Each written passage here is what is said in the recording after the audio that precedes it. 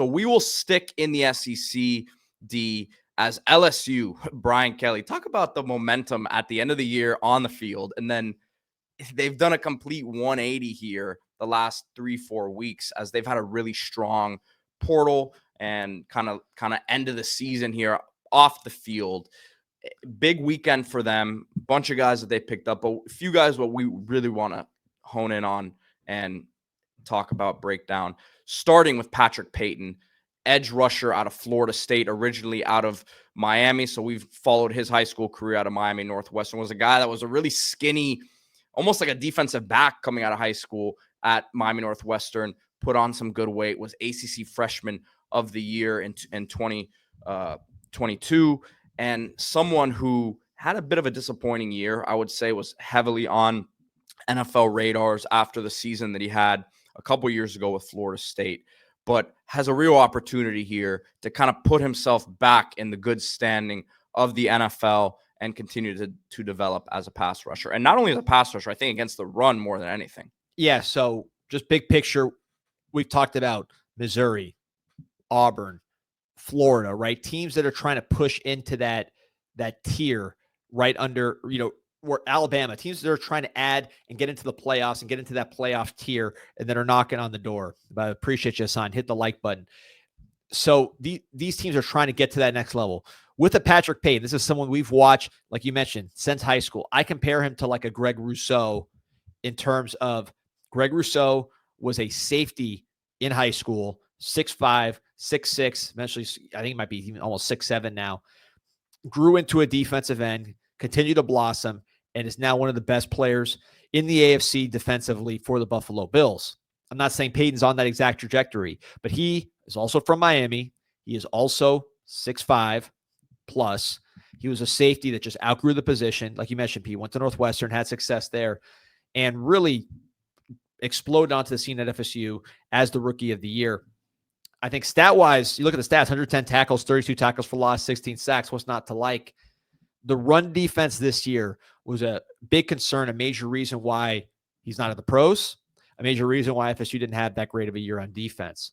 Of course, he hears that criticism. He knows that he probably could have been in the pros if he would have had a better season against the run. So I know that's a focus for him going forward. He's up to 250 pounds, and he's going to be motivated to take care of business in that respect at LSU. Blake Baker, guy that loves sacks, tackles for loss, negative plays. This is what he lives off. So a guy like Patrick Payton fits in there. You have other guys that can get after it as well on the defensive side of the ball and get in the backfield. But Payton is going to give you a rusher, which maybe you don't need to use them, like rely on him as much as FSU did, because you have other guys who can get it done. But certainly with what Baker's trying to do, Payton fits right in if he can embrace some of the more physical parts of the game, which he needs to do if he wants to be an NFL draft pick. Not the only defensive line pickup for LSU this weekend, as a big boy is joining the mix. Sydir Mitchell, coming over from Texas, 6'6", 350 pounds. Doesn't have too much production in his first couple years at Texas, 7 career tackles. So he's a redshirt freshman. He played in a couple games his freshman year, but he's coming over with multiple years of eligibility. And again, let me repeat that: 6'6", 350 pounds. In today's modern day of football, we get a lot of these pass rushers aren't this size, right? You've got some pretty boys that can move, but this is your old school space eating, nose plugging defensive tackle. Yeah, and I think the key stat here with LSU, 82nd in the country in yards per rush against, 4.5 yards per rush against. That's against D1 opponents, against FBS opponents. So that's not a sustainable number if you're trying to win in the SEC. They've had, success on offense, certainly the past 2 years, 2 of the better quarterbacks in the country. You had the best quarterback in the country 2 years ago, and then Garrett Nussmeier, very successful this past year. But you can't stop the run. You can't win in the SEC. That's just basic. So a guy like Mitchell, originally from Bergen Catholic, not a Southeastern guy, but somebody who has just that rare size. And when you're a defensive tackle and you have that physical size with adequate athletic ability, you're going to get a lot of chances, even if, again, 7 tackles, 1 TFL for his career, to transfer into a program like LSU. It's about the body type. It's about the need that you have at this position. Talk about Patrick Payton, bringing the negative plays. Mitchell's more about keeping that run from being 5 and 6 to 2 and 3. And that makes a huge difference. We talk about down and distance and overall success as a defense, allowing your guys like Patrick Payton to get after it. So I think very much needs-based, body type base with Mitchell. And then another guy that they picked up in the trenches here, Braylon Moore, offensive lineman from Virginia Tech, really experienced player. And you can't have enough of those interior offensive linemen. Yeah, and this is a tough guy.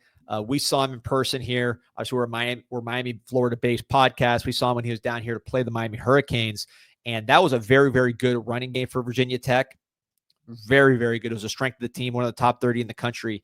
Rushing attacks. He was right there in the center, 6'3", 303 from Bethlehem, Pennsylvania. Again, you get guys coming from all over the country here to LSU. They're not just Louisiana, Mississippi, Alabama guys. You're talking about Miami, Florida, New Jersey, and now Bethlehem, Pennsylvania. But this is a center.